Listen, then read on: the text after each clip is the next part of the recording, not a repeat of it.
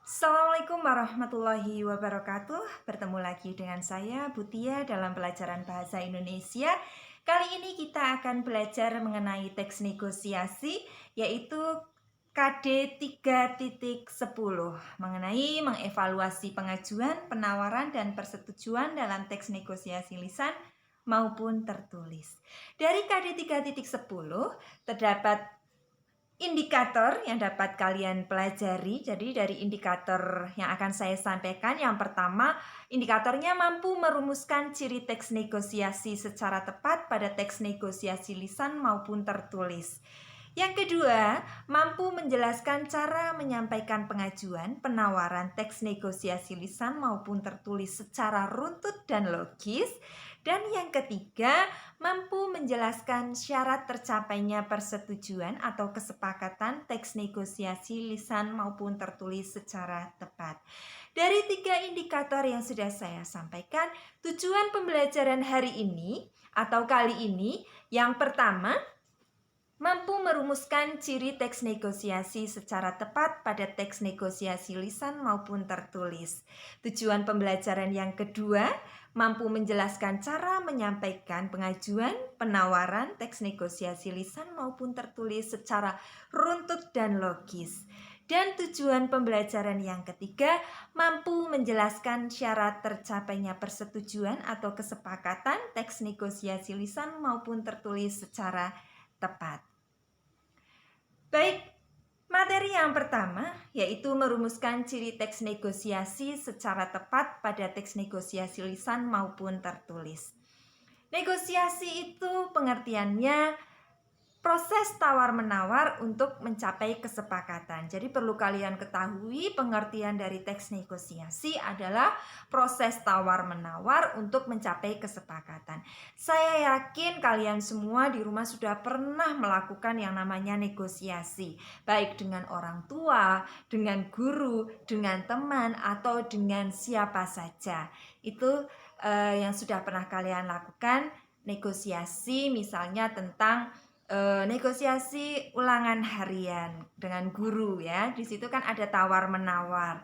Nah, kemudian ada mencapai kesepakatan. Perlu diingat, yang namanya negosiasi itu harus ada kesepakatan.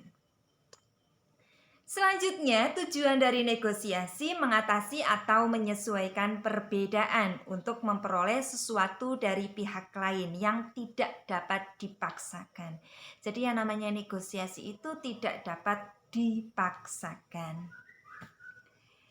Nah, setelah kalian mengetahui pengertian dari teks negosiasi, tujuan, sekarang kita beralih ke ciri dari teks negosiasi. Yang pertama, negosiasi itu menghasilkan kesepakatan. Tadi sudah saya sampaikan di depan. Yang kedua, negosiasi menghasilkan keputusan yang saling menguntungkan. Jadi tidak ada pihak yang dirugikan di dalam negosiasi. Yang ketiga, negosiasi merupakan sarana untuk mencari penyelesaian atau jalan tengah. Ketiga, negosiasi mengarah kepada tujuan praktis. Yang kelima,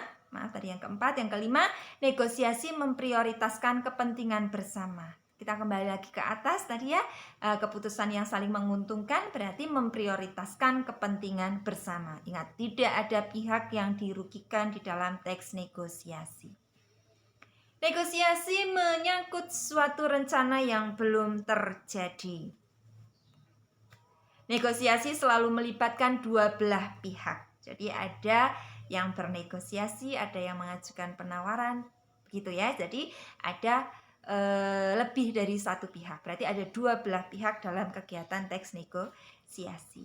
Negosiasi merupakan kegiatan komunikasi langsung.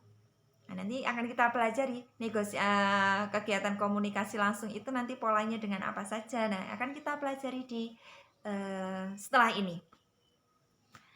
Nah, unsur pembangun negosiasi.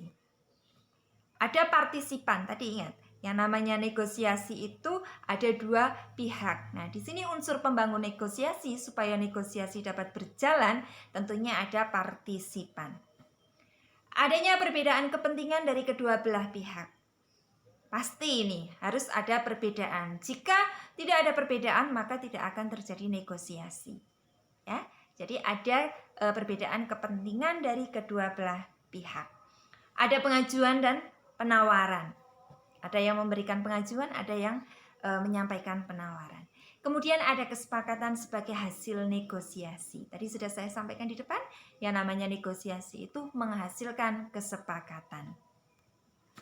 Selanjutnya, bagaimana cara menyampaikan pengajuan dan penawaran? Jadi saat kita bernegosiasi itu tidak dengan sembarangan, tetapi ada caranya supaya negosiasi itu dapat berhasil.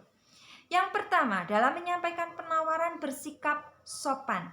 Kenapa? Jika kita bersikap sopan, lawan bicara kita akan merasa dihargai. Ya, jadi kita dalam melakukan penawaran harus bersikap sopan. Yang kedua, tidak menekan pihak lain. Jadi jangan mengintimidasi, ya, tidak mengintimidasi lawan bicara atau pihak yang lain, apalagi sampai mengancam, melakukan kekerasan. Ini bukan negosiasi. Disertai dengan alasan. Nah, alasan ini harus logis dan harus dapat diterima. Syarat tercapainya persetujuan. Yang pertama tadi dilakukan dengan sopan. Sama ya, jadi kita supaya persetujuan itu dapat tercapai dilakukan dengan sopan. Tidak ada tekanan atau paksaan, tadi tidak ada intimidasi, tidak ada ancaman. Ya, kita tidak boleh menekan atau memaksa dengan sangat ya, dengan kasar, itu tidak boleh. Saling menguntungkan, ada jadi kedua belah pihak saling diuntungkan, tidak ada yang dirugikan. Kesepakatannya bersifat praktis, bisa diterapkan, jadi hasil keputusan itu dapat digunakan di dalam kehidupan atau dapat diterapkan dalam keseharian. Baik, itu tadi kompetensi dasar 3.10. Sekarang kita masuk ke kompetensi dasar 4.10, yaitu menyampaikan pengajuan, penawaran, persetujuan, dan penutup dalam teks negosiasi secara lisan atau tulis. Dari KD 4.10 dapat indikator.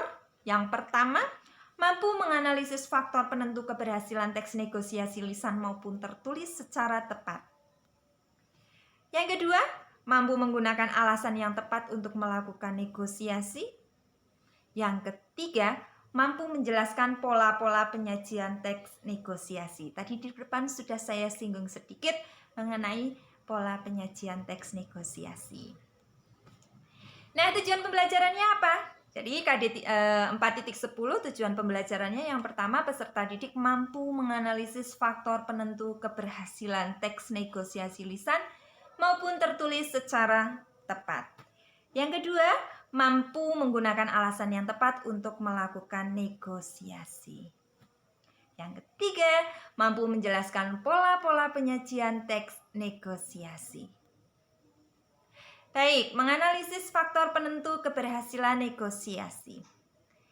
Kesediaan semua untuk berkompromi dengan pihak lain. Jadi faktor penentu keberhasilan yang pertama, adanya kesediaan dari semua partisipan atau kedua belah pihak untuk berkompromi dengan pihak yang lainnya. Tidak ada yang dirugikan ya. Oke, sekarang alasan yang tepat untuk melakukan negosiasi. Alasannya apa? Jadi masing-masing pihak harus mampu meyakinkan pihak lainnya bahwa pengajuan atau penawaran yang diajukan dapat atau bahkan harus bisa diterima. Jadi kita harus bisa meyakinkan bahwa alasan kita itu dapat diterima saat kita mengajukan pengajuan atau penawaran. Gitu. Pola penyajian teks negosiasi. Yang pertama ada negosiasi lisan yang dituliskan. Contohnya, kalian melakukan negosiasi dengan seorang penjual sayur. Nah, kemudian negosiasi itu dituliskan. Ini namanya negosiasi lisan yang dituliskan. Ada negosiasi tulis. Nah, negosiasi tulis ini nanti ada surat penawaran. Nah, surat penawaran ini tergolong ke dalam pola penyajian teks negosiasi tulis. Terima kasih untuk materi hari ini. Semoga apa yang saya sampaikan materi KD 3.10 dan 4.10 dapat bermanfaat untuk anak-anakku semua, dapat membantu anak-anak untuk memahami materi KD 3.10 dan 4.10. Terima kasih, tetap semangat untuk belajar. Assalamualaikum warahmatullahi wabarakatuh.